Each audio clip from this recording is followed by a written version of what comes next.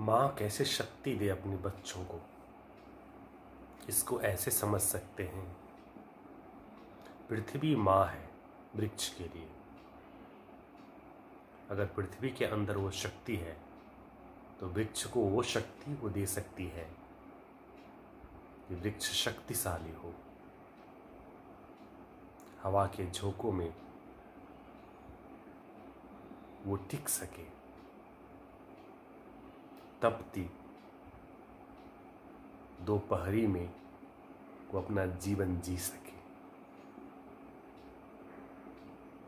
वो शक्ति एक बच्चे को कैसे माँ दे सकती है, कैसे नरिश कर सकती है।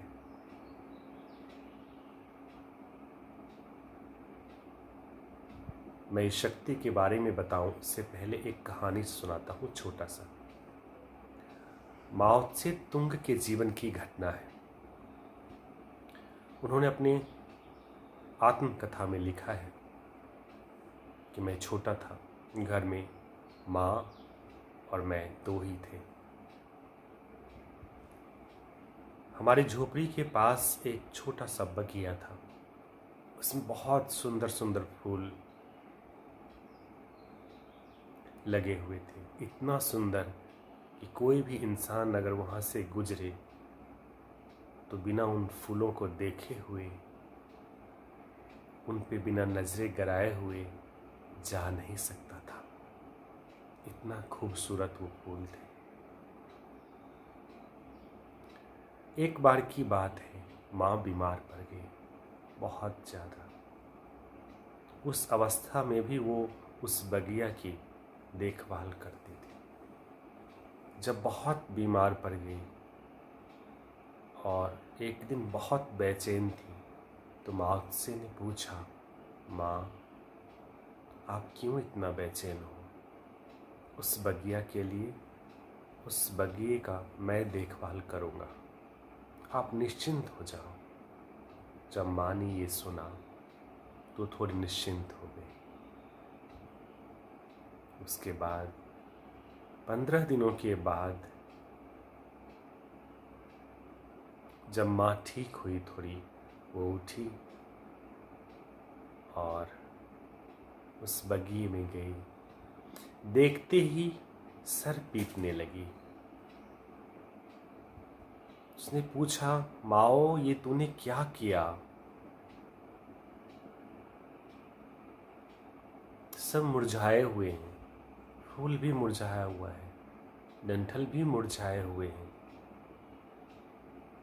सभी फूल के पौधे मरणासन अवस्था में गए हुए हैं। माँ ने कहा, मैं क्या करता? मैं तो पूरे दिन इसकी देखभाल करता था, एक एक फूल को, एक एक पत्ती को झाड़ता था, एक एक पत्ती को मैं साफ किया करता था कि उसके ऊपर धूल ना आ जाए।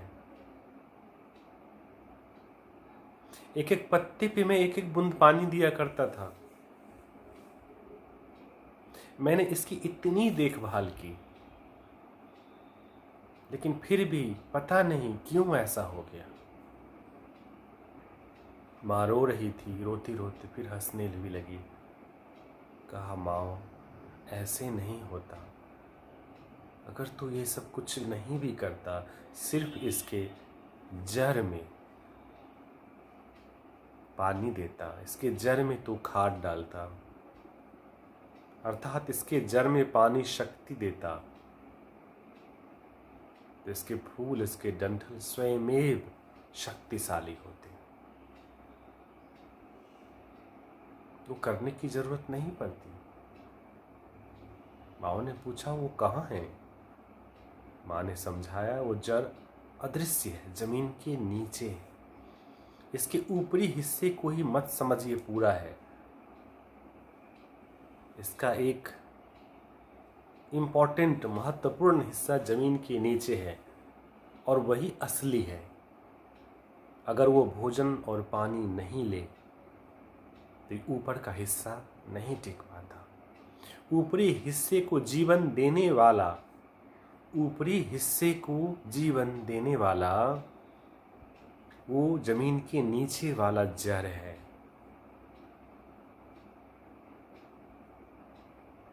यही समझने वाली बात है।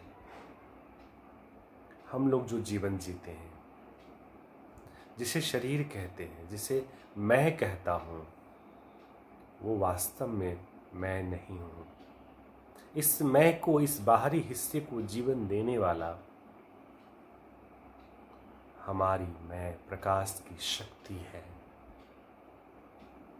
8 शक्ति है, 7 गुण हैं।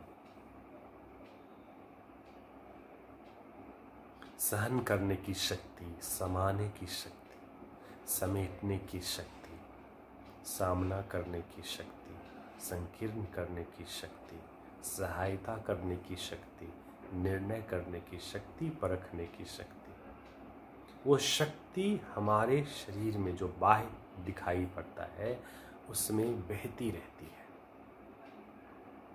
उसके बहाव से ही ये जीवन है जो दिखता है।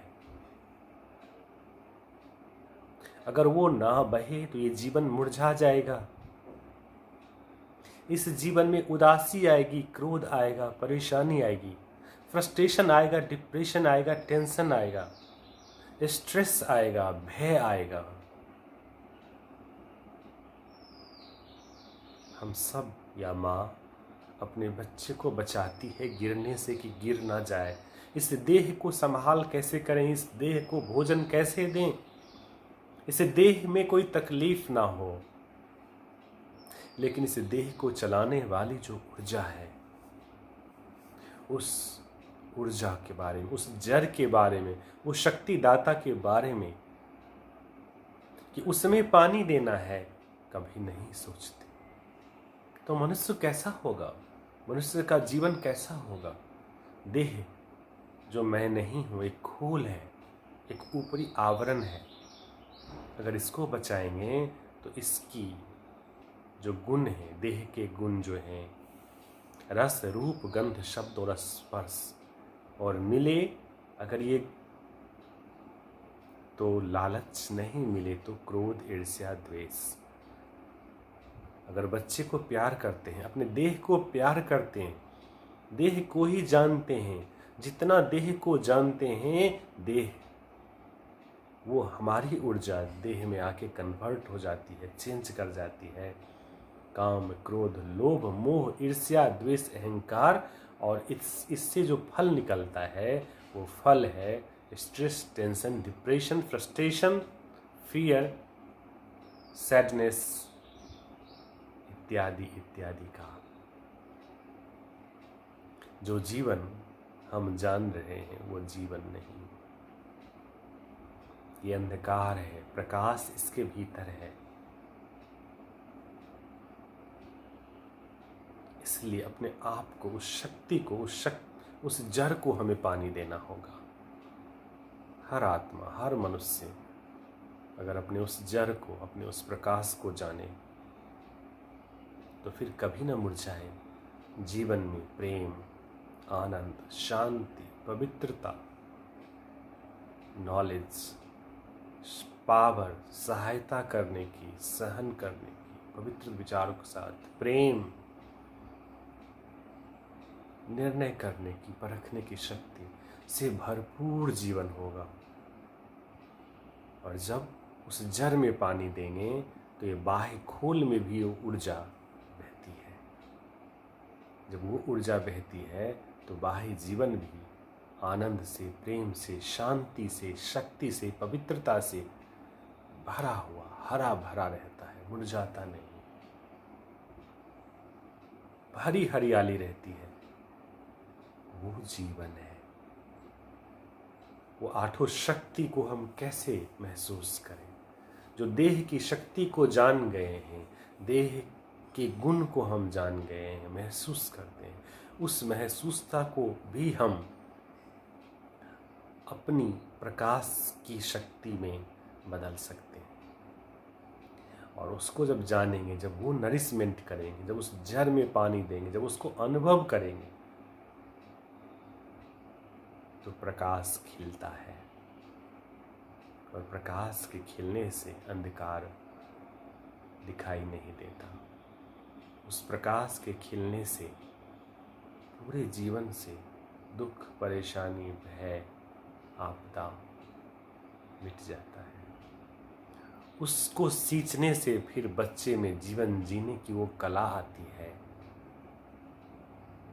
जिसके बाद अगर हम उसे कुछ ना भी दें, उसकी जड़ें इतनी मजबूत हो जाती है कि वो अपना पूरा जीवन आनंद, प्रेम, शक्ति, शांति, पवित्रता से लहलहाते हुए जिए।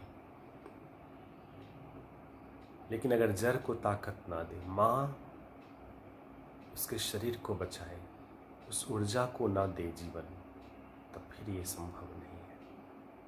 इसलिए आए, उस प्रकाश को दे जीवन, उस शक्ति को दे जीवन। इसके प्रैक्टिकल एक्सपीरियंस पे मैं आगे बहुत सारा क्लास लूँगा। मेरे फेसबुक अकाउंट पे मुकेश-कुमार-CHY पे बहुत सारे ऐसे टेक्निक मैंने बताए हैं जो छोटे छोटे हैं लेकिन अद्भुत हैं, शक्तिशाली हैं, ट्रांसफॉर्मेशन के।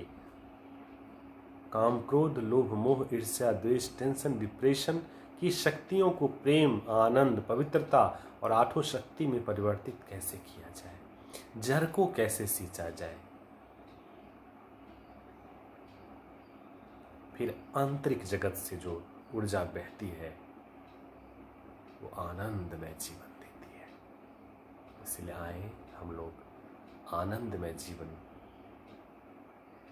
जो मैं हूँ, जो प्रकाश में हूँ, उसमें जिए। मृत्यु क्या है? जब बाह्य देह से चेतना, प्रकाश सिकुड़ता है तो हमें लगता है मृत्यु हो रही है, क्योंकि हमने इस सिर्फ बाह्य खोल को ही जाना है।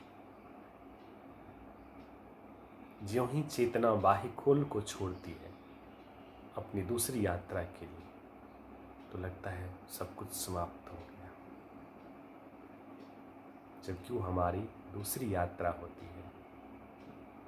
इसलिए उस जड़ को, उस शक्ति को, जो मैं हूँ, जिससे ये बाह्य खोल भी चलता है, ना आए तो भर जाए टेंशन, डिप्रेशन से, जो आज हो रहा है।